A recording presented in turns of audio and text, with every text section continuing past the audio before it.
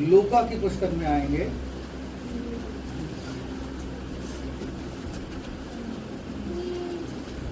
मिल गई लूका की पुस्तक खोली, इसके 22 अध्याय को निकालें।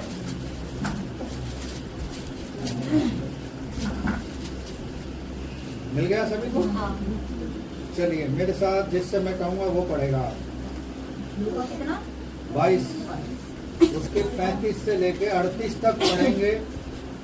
देखा बहन, पढ़ो जब 22 का सब लोग निकाल लो, बाद में पढ़ना, पहले सब लोग निकाल लो, क्योंकि बस पूछने लगूंगा तो फिर कहेंगे कि अभी निकाला भी नहीं। चलिए पढ़ो। हाँ जी, देखना इसमें 24 तक का ये दे रखा, उस दिन भी ऐसा ही हुआ था मेरे साथ। चलो देखो खाली 24 तक है, उसके आगे यमुना चालू हो गया। कैसे। लूका 24 अध्याय है लूका, हाँ, तो लूका हम 22 की बात करें, 22 अध्याय निकलना। 22 की बात करें। 22 का 23, 22 का 35 से 38 तक। 22 का 33।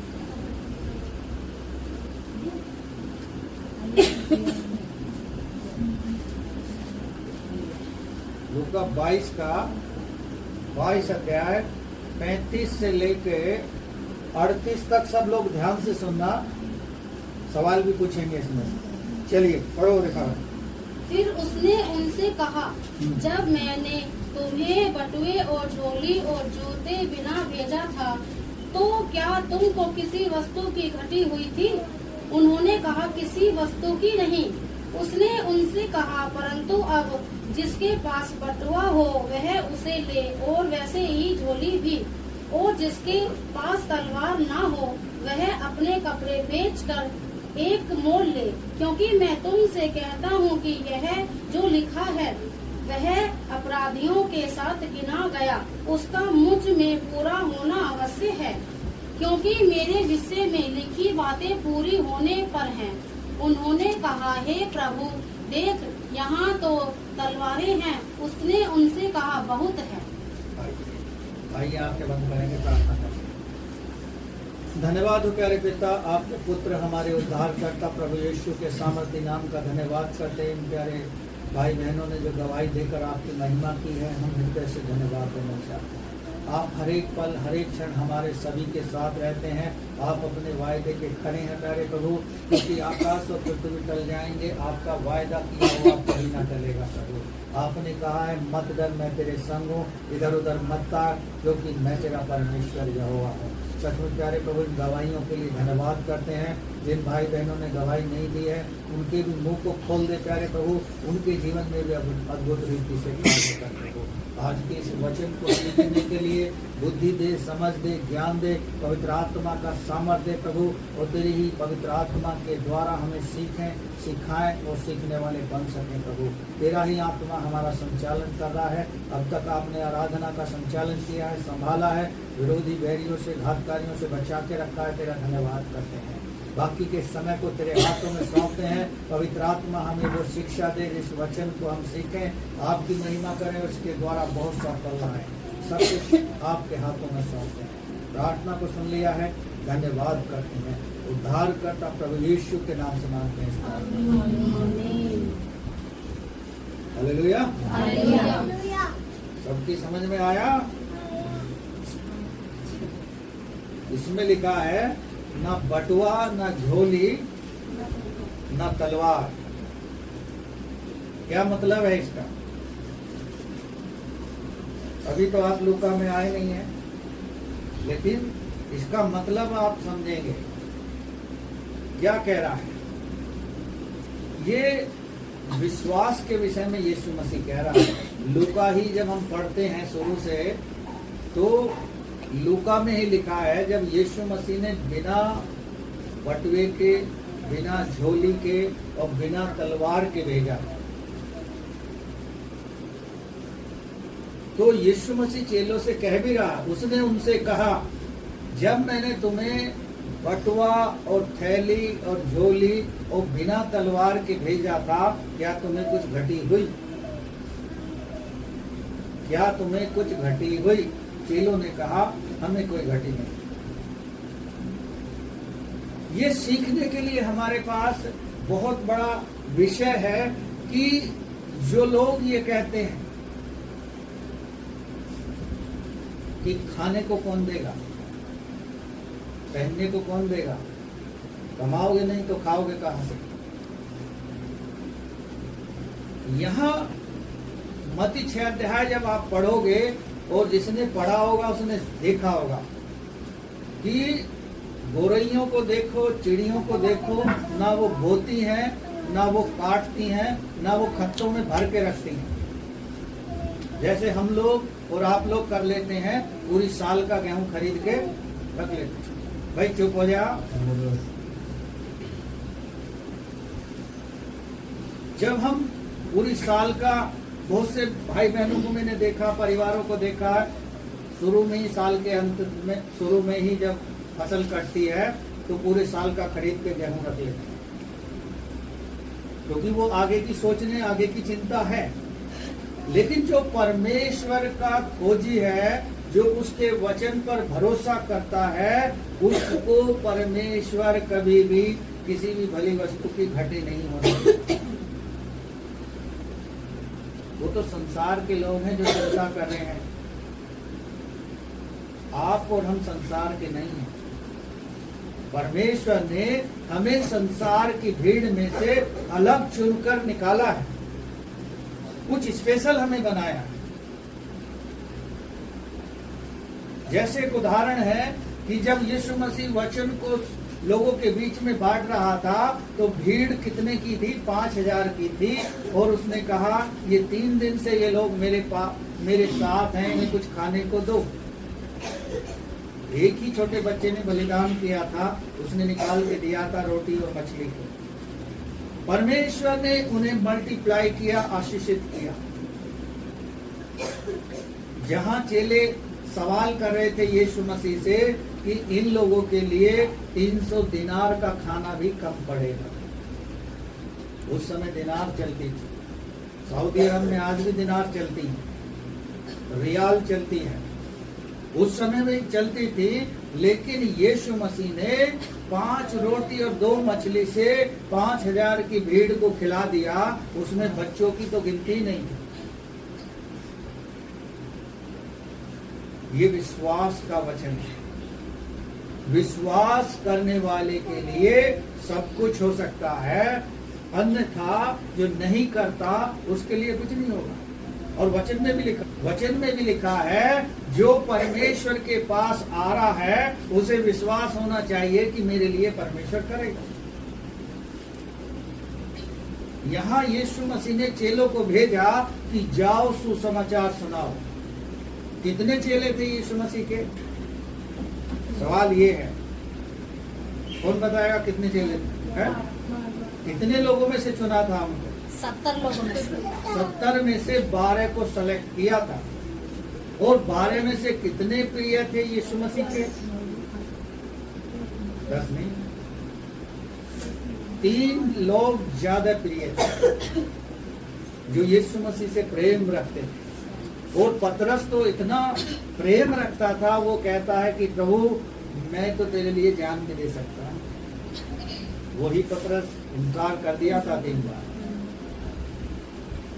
परमेश्वर का वचन हमें साफ बताता है, हमें यदि परमेश्वर के नाम से बाहर निकले हैं तो परमेश्वर आपको संभालेगा,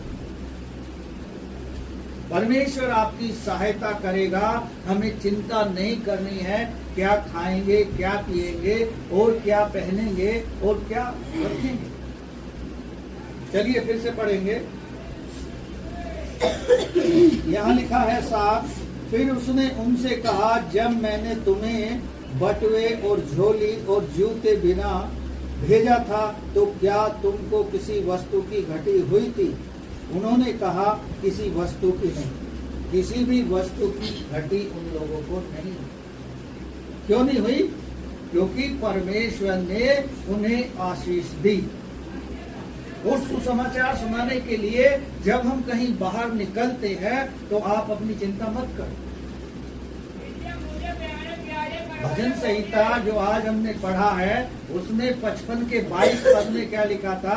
अपना बोझ यहोवा पर डाल दे, वह तुझे संभाल देगा। हमारे अंदर जो बोझ है कि मैं क्या करूं, कैसे करूं और क्या मुझे करना चाहिए, बहुत से हम उसी में आपस में मन में युद्ध करते रहते हैं कि मेरे जीवन के लिए क्या बेहतर है। परमेश्वर ने एक रास्ता आपको दिया है, उसको चुनो और उस मार्ग पर आगे बढ़ो। जब चेलों को घटी नहीं हुई तो जब आप यीशु मसीह के नाम से जाओगे तो आपको भी घटी नहीं होगी। मन में शंका मत रख।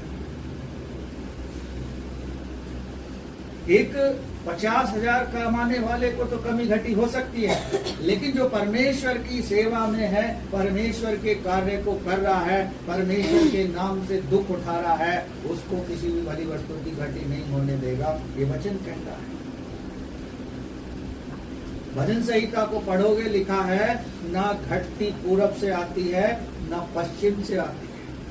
परमेश्वर एक को घटाता है और दूसरे को बढ़ाता है।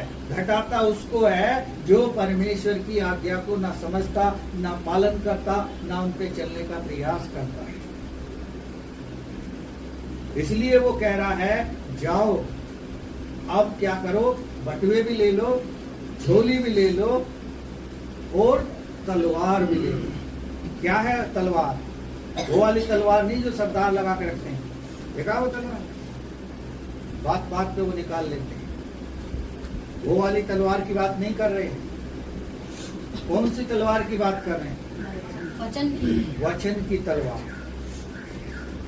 किस किस के पास बाइबल है जरा दिखाओ, तलवार भी देख लें।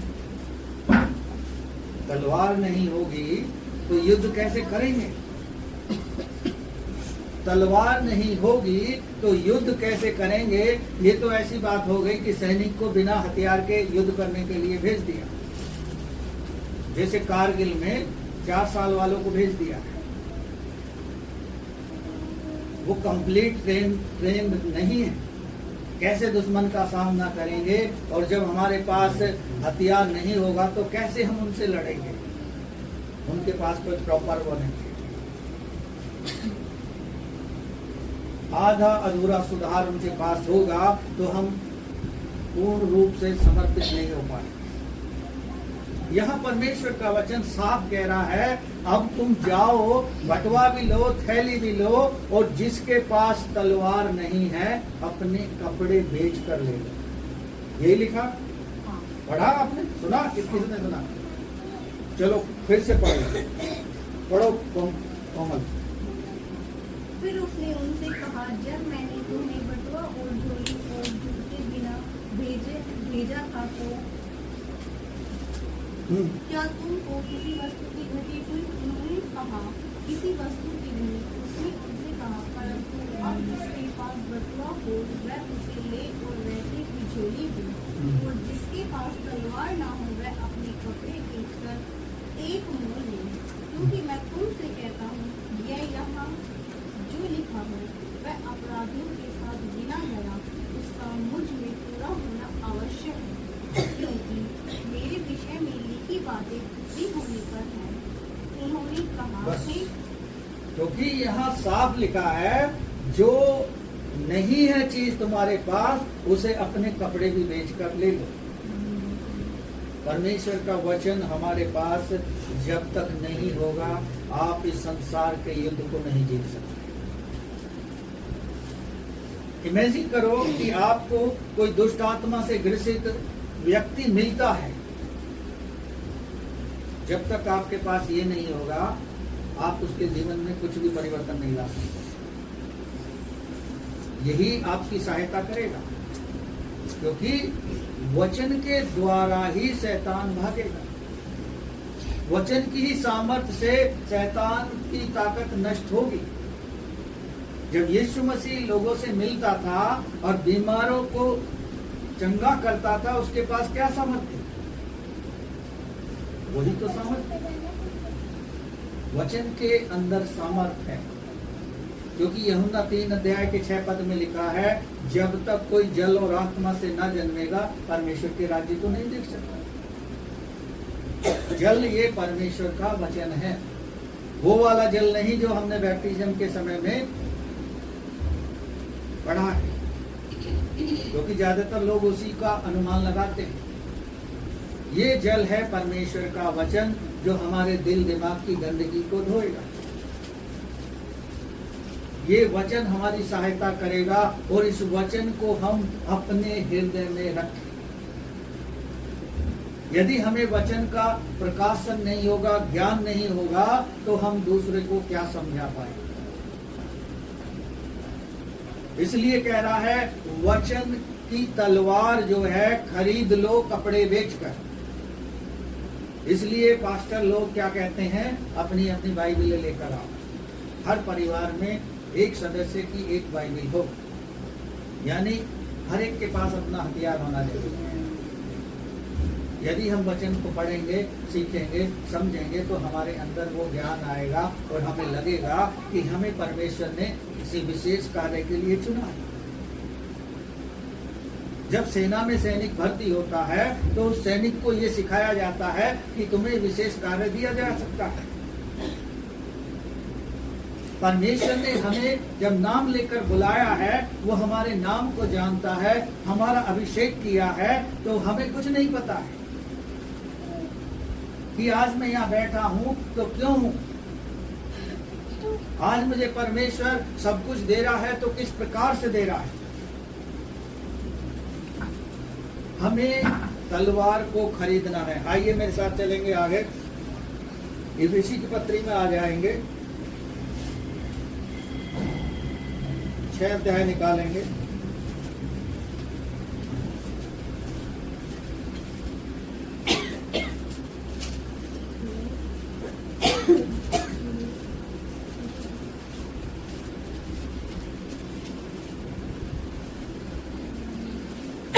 सभी को इफिसी, चलो स्वाति के साथ पढ़ेंगे 10 पद से।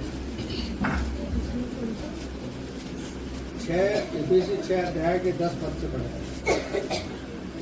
सब ध्यान से सुनना।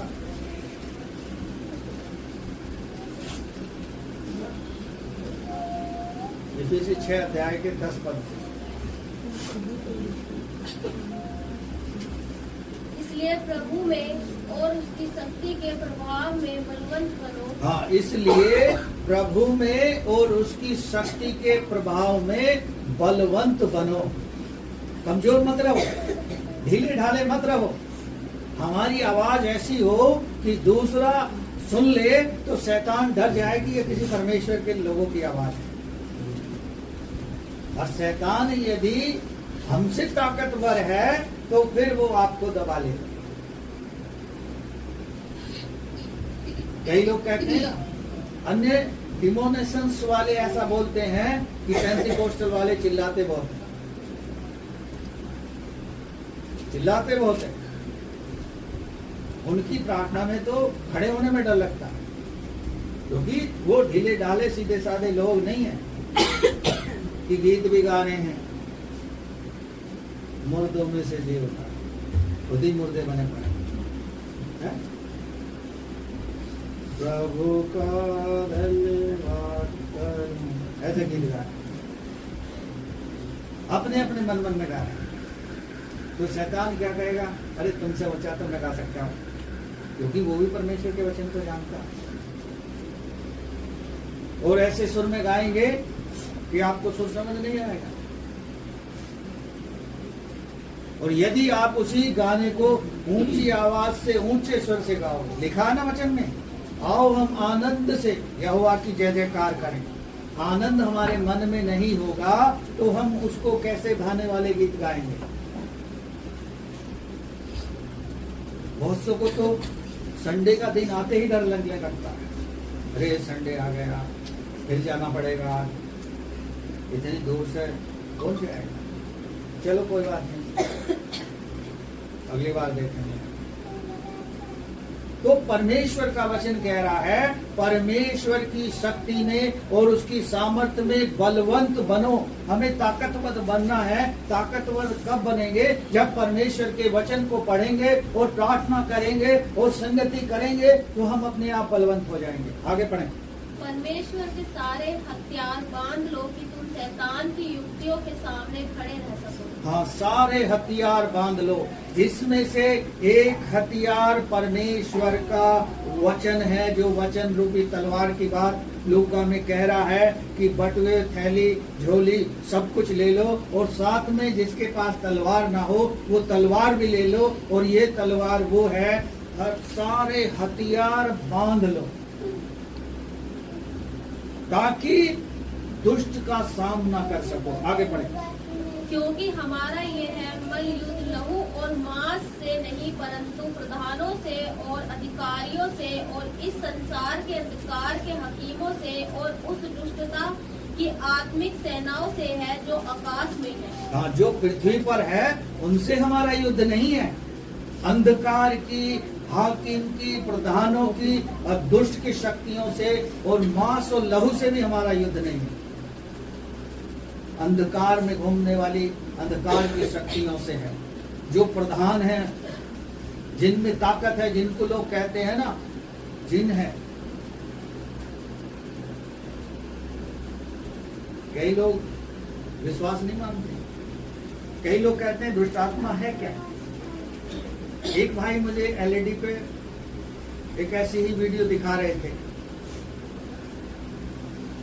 उसमें बड़ी जोर जोर से चिल्ला रहे थे। एक बहन के अंदर ऐसी दुष्ट आत्मा थी, उसके बाल खुले हुए थे और वो ऐसे हिल रही थी और लोग उसे देख देख के डर रहे थे। तो वो कह रहे थे कि क्या जो प्रभु के दास वहां पर हैं वो इसको क्यों नहीं निकाल पा रहे। और ये आज ही नहीं, बहुत समय से होता, लेकिन हमें इसमें ज्यादा सोचने की जरूरत नहीं है, विचार करने की जरूरत नहीं है, तर्क करने की जरूरत नहीं है। हम यीशु मसीह का सिंपल उदाहरण देखें। जब यीशु मसीह रासेनियों के देश में जाता है तो वहां एक कब्रिस्तान में एक बंधे हुए युवक को देखता है। उसके अंदर पूरी अंधकार की शक्तियां थी और इतनी थी कि पूरी सेना थी।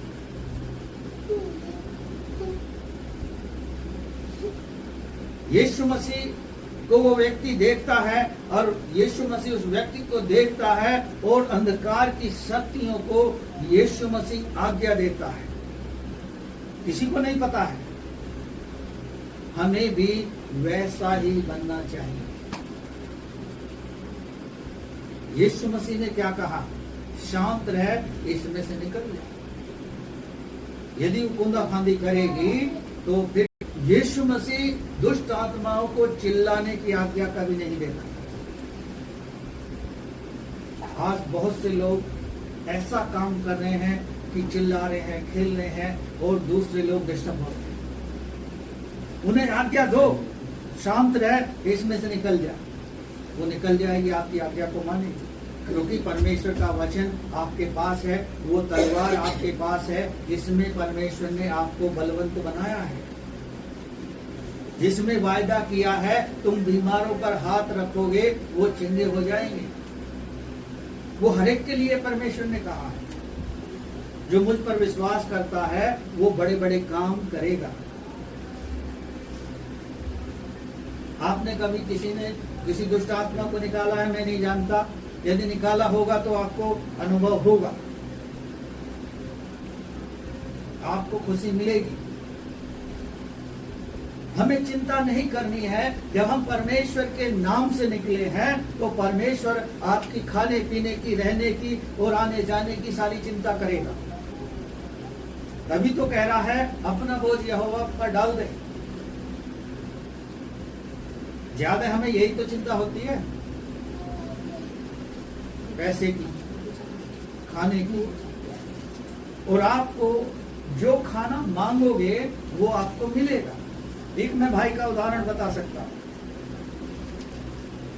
वो इस समय संसार में नहीं है, परमेश्वर के पास चले गए, लेकिन उनकी गवाही को जब मैंने सुना तो वो कहते थे कि प्रभु दिन में तो कुछ भी खिला, लेकिन शाम को तुम मटन या चिकन ही खाना, और कैसे खिलाएगा तो खिलाएगा। प्रभु उसकी बात को पूरी करता था, भले वो कैसा ही व्यक्ति क्यों ना हो, परमेश्वर उसकी इच्छा को पूरी करता था, तो आपकी इच्छा को भी पूरी करेगा। जैसे आजकल के संसार के माता पिता हैं, बच्चे की इच्छा को पूरी करते हैं। बच्चे ने कहा साइकिल चाहिए, ठीक है भाई, साइकिल तुझे मिल जाएगी, चाहे वो किसी से उधार लें या अपनी सैलरी में से कुछ कटौती करें, उस बच्चे को वो चीज दिला दे। लेकिन जब बच्चे का समय आता है तो बच्चा अलग ही राग लापता है। तो परमेश्वर का वचन जो हमें सिखा रहा है, हम उसको सीखे, आगे बढ़े। इसलिए परमेश्वर के सारे हथियार बांध लो कि तुम बुरे दिन में सामना कर सको और सब कुछ पूरा करके स्थिर रह सको। हाँ, दुष्ट की सेनाओं का, हाकिमों का, अंधकार की प्रधानों से हमारा युद्ध है, उनका हम सामना कर सके। उनका सामना करने के लिए हमारे पास सामर्थ्य होनी चाहिए। वो सामर्थ्य जो हमें परमेश्वर देता है, वो हमें प्रार्थना के द्वारा मिलेगी, वचन के द्वारा मिलेगी, संगति के द्वारा मिलेगी, अपनी पर्सनल प्रार्थना के द्वारा मिलेगी। वो परमेश्वर आपको अभिषेक करना चाहता है। आइए 13 पद से पढ़ेंगे नेहा के साथ। इसीलिए परमेश्वर के सारे हथियार बांध लो, सारे हथियार बांध लो कि तुम बुरे दिन में सामना कर सको। बुरे दिनों में तुम उनका सामना कर सको, जो हमने पीछे के पद में पढ़ा, अंधकार की शक्तियों का और हाकिमों का, प्रधानों का, जो आकाश में घूमती अंधकार की शक्तियां हैं, उनका सामना करने के लिए हमें हथियार बांधने हैं। हाँ, और सब कुछ पूरा करके स्थिर रह सको। सब कुछ पूरा करके स्थिर रह सको। आगे, इसीलिए सत्य से अपनी कमर कसकर और धार्मिकता की झिलम पहनकर। हाँ, इसमें ये हथियार हैं। सत्य से अपनी कमर कस लो और झिलम पहन लो। हाँ, और पाँव में मेल के सुसमाचार की तैयारी के जूते पहनकर। हाँ, मेल के सुसमाचार के जो मेल कराने वाले जूते हैं, उनको पहन लो। ये वैसे जूते तो पहन ही रहे हैं, कैसे मेल मिलाप कराएंगे? यदि दो लोग आपस में लड़ रहे हैं तो हम उनका मेल मिलाप कैसे कराएंगे? जब परमेश्वर का वचन हमारे पास होगा। वचन के अनुसार बाइबल में लिखा है, तुम क्रोध तो करो पर पाप मत करो। क्रोध जो हमारा विनाश करता है, क्रोध का ही इस्तेमाल शैतान करता है, उत्तेजना उत्पन्न कर देता है, और इसी उत्तेजना में, क्रोध में, अहंकार में आकर लोग बड़े बड़े कांड कर देते हैं, हत्याएं कर देते हैं, जन ना जाने क्या क्या कर देते हैं। क्रोध में तो करते हैं। क्यों? क्योंकि उससे क्रोध आता है। वो अपने आप पे नियंत्रण नहीं रख सकता। वो नियंत्रण कहाँ से आएगा? परमेश्वर आपको नियंत्रण करने की सामर्थ्य देगा। जो ग्रासेनियों के देश में जो व्यक्ति मिला यीशु मसीह को, उसके अंदर असामर्थ वाली ऐसी अंधकार की शक्तियां थी कि उसे लोग जंजीर से बांधते थे, लेकिन उन जंजीरों को वो तोड़ देता था। परमेश्वर आपको जयवंत करेगा।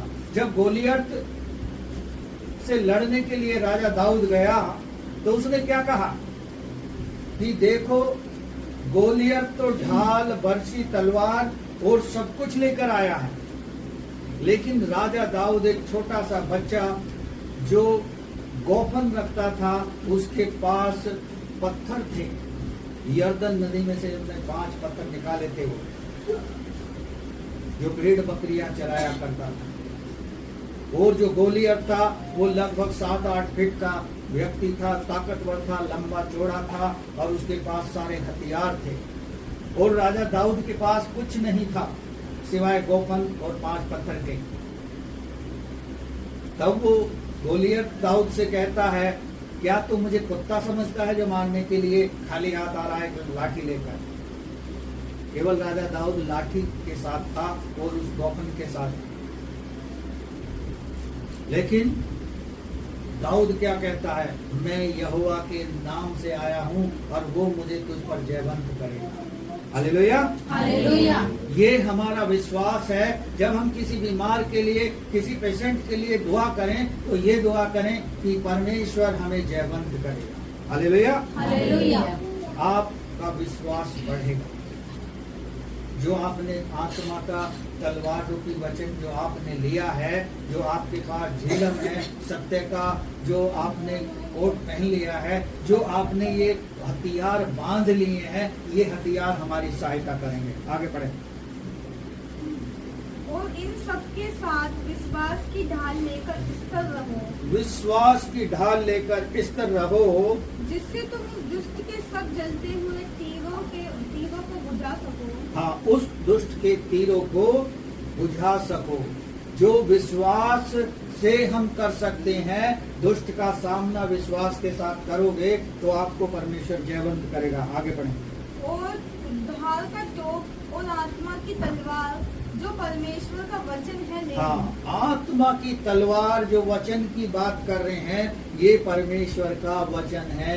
इसी के लिए लूका में कह रहा है, अपने कुर्ते या कपड़े बेचकर उसको ले लो। हाँ, हर समय और हर प्रकार से आत्मा में प्रार्थना करो।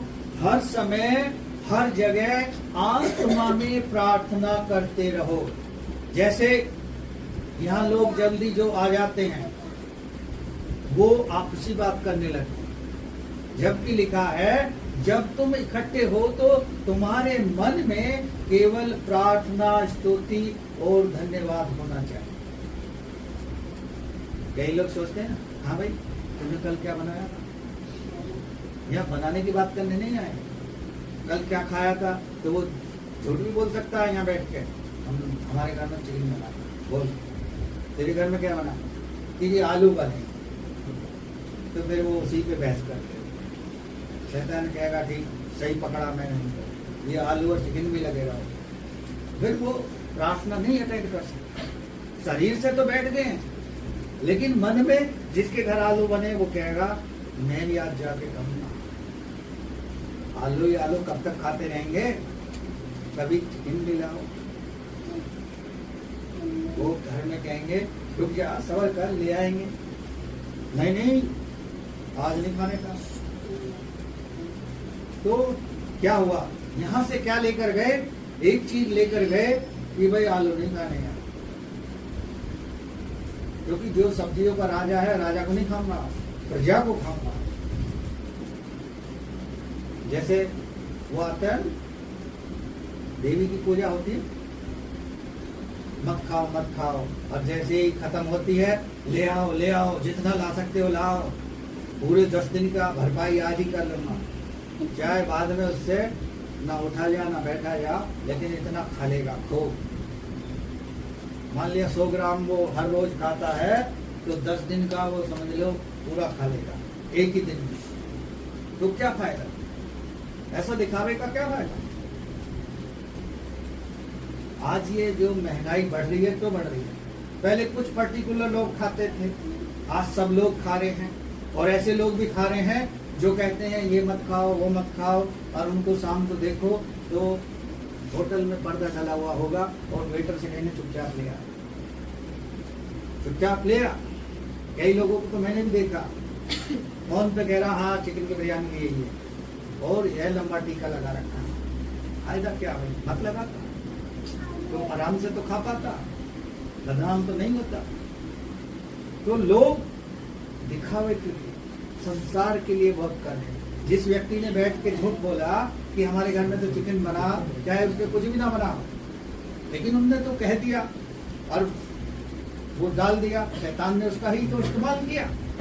तो अच्छा है कि हम प्रभु की स्तुति यहाँ बैठकर करें, अपने आप को उसके हाथों में सौंपें और कहें कि प्रभु तू मुझे तैयार कर, आज मैं तेरी आशीष को पाकर जाऊंगा, तेरे वचन को सुनकर जाऊंगा। शैतान बहुत सारी गड़बड़े डालता है मन में, बहुत से लोगों को नींद आने लगती है, ये भी एक शैतान का ही काम है, क्योंकि वो नहीं जानता है शैतान जानता है ये वचन सुन लेगा तो कल को तेरी नहीं सुनेगा।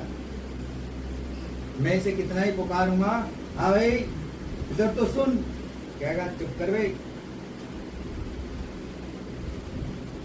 तो वचन हमारे हृदय में होगा, जो तलवार का काम करता है वो ही तो हमें आगे बढ़ाएगा। भजन संहिता 81 पढ़ोगे, लिखा है मुंह पसार मैं उसे भर दूंगा। अब मुंह पसारने का मतलब ये नहीं है कि प्रभु आज मैं जा रहा हूं मुझे 1 करोड़ रुपए मिल जाने चाहिए। प्रभु दे भी देगा, ऐसा नहीं है कि नहीं दे सकता, लेकिन तुम पहचानोगे कैसे कि प्रभु ने दिया है? क्योंकि प्रभु किसी को भेजेगा। जाके विशाल भाई को 1 करोड़ दे आवे, विशाल कहेगा, क्योंकि वो ये नहीं कहेगा इसमें पैसे हैं, वो कहेगा ये लो आपके लिए है। मैं तुमसे क्यों ले लो, मैं तुम्हें जानता नहीं पहचानता नहीं। प्रभु कहेगा देखो इसने मुझसे मांगे थे लेकिन ये पहचान नहीं रहा, इसमें है क्या? तो प्रभु को हम कैसे पहचानेंगे, उसकी आशीषों को कैसे पहचानेंगे? प्रभु आपको देने वाला है, क्योंकि कुरिन्थियों में पौलुस कहता है कि जो हर्ष से देता है परमेश्वर उससे प्रेम रखता है, और जो कुड़कुड़ा के दे रहा ना, अरे यार पास्टर को भी देना है, चलो दे दो, कोई बात नहीं, उनकी भी भरपाई कर, तो उसे उसको आशीष से मिलेंगे। जो हर्ष से दे रहा, खुशी से दे रहा है, परमेश्वर उसे आशीष दे रहा है। आज एक राज आप जान लो, यदि आप परमेश्वर को दोगे तो परमेश्वर का वचन कहता है वो तुम्हें हिला हिला और दबा दबा कर देगा। और कई लोगों के लिए ऐसा भी लिखा है, तुम ऊंट को निगल जाते हो और जीरे को छान के पीते हो। ऊंट को निगलने का मतलब क्या है? कोई समझा इस वचन को? ऊंट को निगल जाना, हाँ आदमी खा जाएगा ऊंट को। हालांकि लोग ऊंट का बलिदान भी करते हैं, और जो छोटे बच्चे यहाँ से हमारे देश से गायब होते हैं ना, विदेशों में उसे ऊंट की रेस में इस्तेमाल करते हैं। बच्चे को ऊंट की गर्दन से बांध देते हैं, बच्चा जितना चिल्लाएगा ऊंट उतनी ही तेज गति से दौड़ेगा और वो जीत जाएगा। ऐसे भी क्राइम हो रहे हैं। छोटे छोटे बच्चों को क्या कहते हैं ना, किडनैप कर लिया, ले गए, वो उठा कर ले जाते हैं दूसरे देशों में, मुंह मांगी कीमत पे लोगों को बेचते हैं। आइए आगे पढ़ेंगे। विनती करते रहो और इसीलिए जागते रहो कि सब पवित्र लोगों के लिए लगातार विनती किया करो, और मेरे लिए भी, कि मुझे बोलने के समय ऐसा प्रबल वचन दिया जाए कि मैं साहस के साथ सुसमाचार का भेद बता सकूं। हाँ, ऐसा वचन हमें मिले कि साहस के साथ उसका भेद बता सकें। जो बटुआ और थैली का भेद है, किसने किसने पढ़ा था ये वचन को? ये आप लोगों की समझ में नहीं आया होगा। बटुआ क्या है? पैसे रखने वाला ही तो बटुआ है। लोग बड़े आराम से रखते हैं ना, और मोटा कर लेते। मोटा जल्दी पहचान में आता काटने के लिए। ये कतरे क्या करते हैं, पीछे से देखते हैं, काट लेते हैं। मेरी भी एक दफे जब मैं दिल्ली में सुसमाचार सुनाता था तो मेरी भी एक दफे जेब कटी, लेकिन अच्छा हुआ ये कि उसमें ज्यादा पैसे नहीं, केवल 50 या 60 रुपए होंगे। और उसने, मैं शायद कहाँ से चढ़ा था मुझे याद नहीं है, सादरे आ रहा था ट्रेन पे के लिए, स्टेशन के लिए, और वो भीड़ में ही उन्हें कर दिया। तब से सबक लिया कि दिल्ली जाएंगे तो सारा सामान बैग में रखें, केवल किराए के पैसे बाहर रखें, क्योंकि लोग वहां बस में जब भीड़ रहती है, ड्राइवर भी मिला हुआ रहता है उन लोगों से, वो शीशे में देखता है, खट से ब्रेक मारता है। एकदम लोग ऐसे गिरते हैं ना, गिरने में ही वो अपना काम कर देते हैं, क्योंकि पता नहीं चलती। कोई कहेगा भाई क्यों गिर रहा, वो कहेगा भाई बस आगे वो भी तुम्हें क्या कर सकते। जब आप नीचे उतरोगे तब पता चलेगा कि आपका मोबाइल और पर्स ये सारी चीजें साफ हो गई। इसलिए प्रार्थना विनती करते रहो अपने लिए भी और परमेश्वर के लोगों के लिए भी, तो परमेश्वर आपको ऊंचा उठाएगा, आपकी हर इच्छा को पूरी करेगा। क्योंकि भजन संहिता 37 में लिखा है, चुपचाप रह, यहोवा पर भरोसा रख, वह तेरे मनोरथों को पूरा करेगा। जो हम मन में सोच रहे हैं परमेश्वर उसे जानता है, वो उसको पूरा करेगा। भजन संहिता 138 में लिखा है, परमेश्वर हमारे लिए सब कुछ पूरा करेगा। आप विश्वास तो रखो, विश्वास रखो, परमेश्वर आपके लिए सब कुछ कर सकता है। आप कभी इस चीज को प्रैक्टिकल करके देखो कि आज मैं प्रभु जी 5 लोगों को सुसमाचार सुनाना चाहता हूं, आपके पास भले ही कुछ ना हो, आप निकलना और सुनाना, तब आपको लौट कर जब आओ तब आप देखना कि आपके जीवन में कितना आनंद होगा। और उस आनंद का जो आपने 5 लोगों को सुसमाचार बताया है, उसका रिवॉर्ड भी परमेश्वर आपको देगा। आप जो मांगोगे वो आपको देगा परमेश्वर।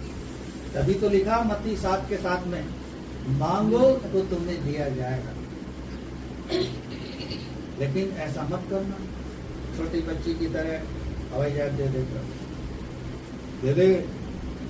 दे दे क्या भाई, ये दो दे दे बिस्किट। तो बच्चे को क्या करता शैतान, जब वचन चल रहा होता, अरे मांगता क्यों नहीं, आपसे मांगो, वो तो तुझसे प्रेम ही करता है। फिर वो शुरू हो जाता। एक गवाही बताता हूँ, उसके बाद समाप्त करेंगे वचन को। पति पत्नी थे, उनके एक छोटा बच्चा था। पति बहुत विश्वास करता था, प्रार्थना में, वचन में, संगति में रहता था, लेकिन पत्नी इतना विश्वास नहीं करती।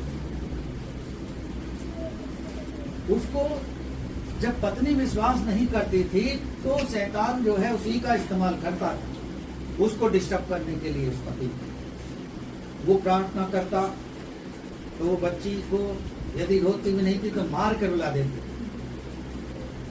जब वो वचन पढ़ता तब वो डिस्टर्ब करता। एक दिन वो प्रार्थना कर रहा था आत्मा में भर कर, और ना जाने उसको क्या हुआ कि उसकी पत्नी ने उसको, लड़की को बहुत बुरी तरह से रुला दिया। तब उसने आत्मा में होकर प्रभु से कहा, प्रभु इस बच्ची के मुंह को बंद कर। वो चुप हो गई। जब वो बाहर आया वो उससे लड़ने लगा, तूने ऐसा क्या मांग लिया, इसका तो मुंह बंद हो गया। उन्होंने कहा कि तुम मुझे बार बार परेशान करती थी, इसलिए मैंने प्रार्थना में कहा इसका मुंह बंद कर। तो ऐसी बात नहीं है, परमेश्वर से आप जो मांगोगे तो मिल जाएगा, लेकिन सोचो क्या मांग रहे हैं, क्या मांग रहे हैं। जब परमेश्वर चाहता है वैसा कर देता है, लेकिन वो हमारे मुख से निकलने वाले शब्दों को जानता है। देखते हैं ना, मैंने बहुत सुना है, देखा भी है। अभी जो त्योहार आ रहे हैं ना महीनों के, कई ऐसे त्योहार आ रहे हैं, उसकी पूजा करेंगे, चन्नी में को उसके मुंह को देखेंगे, और जब वो सुबह को निकलेगा कहेगा तू सत्यानाश हो जाए, तो शाम को लौट के ही ना। और वैसे चन्नी में मुंह देखने का फायदा क्या हुआ, उसकी दीर्घायु मांगने का क्या फायदा हुआ। हमने तो उसे श्राप पहले ही दे दिया, तू शाम को आना है मत, मैं तेरे लिए भूखी रही पूरे दिन। भाई क्यों रह रही है, मत रहे, छोड़ दो इसे। तो एहसान लोग ऐसा दिखाते हैं, भाई क्यों भूख मरे, मत मरो। वचन में हमारे लिखा है जब तक दूल्हा साथ है उपवास मत रखो। ये तो ये वाली बात हुई कि बारात में चले गए और वो कह रहा कि मेरा उपवास है, और उसके मन में आ रहा है कि यार मटन बहुत अच्छा बन रहा, मैं खा लूं, लेकिन बंध गया कि लोगों से कह दिया कि मैं आज उपवास करूं। अब वो तरस रहा है खाने को भी, और शैतान उसे उस्का रहा है, अबे खा ले चुपचाप, कोने में जाके खड़ा होकर खा ले। तो ऐसा मत कर। परमेश्वर आपको चाहता है, जो वो बनाने के लिए वो तैयार है, हम बनने के लिए क्या तैयार हैं? हमें ये चिंता है, प्रभु आज मैं जॉब पे नहीं जाऊंगा, मेरे एक दिन की तनख्वाह कट जाएगी। आप नागालैंड कभी गए हों तो वहां का एक सब्जी बेचने वाला बाकायदा अपने ठेले को सजाएगा, सब्जी लगाएगा और चर्च के पास ले जाके खड़ा कर देगा, पहले प्रार्थना में जाएगा और फिर अपनी सब्जियों को बेचना शुरू करेगा। क्या वो भूखा मर जाता है? हमारे मन में ऐसा विचार आ जाता है, हम परमेश्वर के लिए यदि एक दिन का अपनी दिहाड़ी का बलिदान कर रहे हैं तो परमेश्वर उसकी भरपाई करने में सक्षम है। वो आपको उसकी दुगनी आशीष देना जानता है। लेकिन लोग क्या करते हैं, उस समय मजबूर होते हैं, अपनी परिस्थितियों के हिसाब से मजबूर होते हैं। लेकिन हमें मजबूर होने की जरूरत नहीं है, परमेश्वर के हाथ में सौंपो। इसीलिए कहते हैं, जब आप पूरे माह का कमा के लाओ, उस पे हाथ रख के धन्यवाद तो दे दो एक बार कि प्रभु ये तूने दिया है, मैंने मेहनत से कमाया है, से तू आशीष कर। तो आप देखना पूरे महीने उसमें से पैसे आपके खत्म नहीं होंगे। करके देखना इस बात। मैंने खुद करके देखा है, जब मैं जॉब करता था उस समय भी और आज भी करता हूँ प्रभु के काम को, तो आज भी ऐसा करता हूँ। कई लोग सोचते होंगे, हमारी कलीसिया में भी बहुत से लोग सोचते होंगे कि पास्टर सबसे लेता है, क्या ये भी किसी को देता है? क्या लेता ही लेता है, देता नहीं है? जैसे नेता है ना, नेता लेता ही है, देता नहीं है। और नेता कहते भी है खुल के, लेकिन हम वो वाले देता नहीं है। परमेश्वर के दासों को भी देना है। इसलिए हमें चिंता नहीं करनी है कि परमेश्वर छोटी सी तनख्वाह में क्या करे, वो छोटी को बड़ी बना दे। एक प्रभु के दास से मैं एक दिन फोन पे बात कर रहा था, तो वो कहते हैं कि पास्टर जी, जब से मैंने सेवा को बंद किया है तब से 5,000 रुपए यूं उठ जाते हैं एक घंटे में, और जब मैं सेवा करता था तो तब 500 रुपए भी 5 दिन तक खर्च नहीं होते। मतलब समझेगा आप लोग, जब वो सेवा में थे तो 500 रुपए 5 दिन में खर्च नहीं होते थे, वही बढ़ोतरी होती रहती थी। और अब परमेश्वर की सेवा में नहीं है, अपने कामों में है, तो अब क्या है, 5,000 ऐसे खत्म हो जाते हैं। क्यों? क्योंकि उन पर परमेश्वर की आशीष नहीं है। परमेश्वर की आशीष नहीं है और वो चले जाते, खर्च हो जाते। आप एक बार ऐसा करके देखो, क्योंकि वचन कहता है ऐसा करके परखो, परख कर देखो यहोवा कैसा भला है। वो भलाई के काम करेगा। हमारे को आशीष देने के लिए बुलाया है तो वो आशीष देगा, वो दुख नहीं देगा। क्योंकि वचन में लिखा है, नीति वचन आप पढ़ोगे कि वो जो दुख देता है उसमें सुख भी हमारा छुपा हुआ है। जब रात हुई है तो सवेरा भी होगा। लेकिन बहुत से भाई बहनों को जब मैं देखता हूँ दुख में, तकलीफ में, पीड़ाओं में पड़े हुए, वो सोचते हैं, आशा भरी दृष्टि से ऐसा अनुमान लगा के रखते हैं कि कभी तो हमारी अंधियारी रात का उजाला हो, कभी तो हमारे लिए कोई मार्ग खुले। आज लोग अंधकार में ऐसे पड़े हैं, उन्हें नहीं पता हम किस मार्ग पे चले। हमें और आपको ऐसे लोगों को तक पहुंचना है, हमको सुसमाचार देना। इसकी हमें चिंता करने की जरूरत नहीं, परमेश्वर हमें सब कुछ देगा। हालेलुया।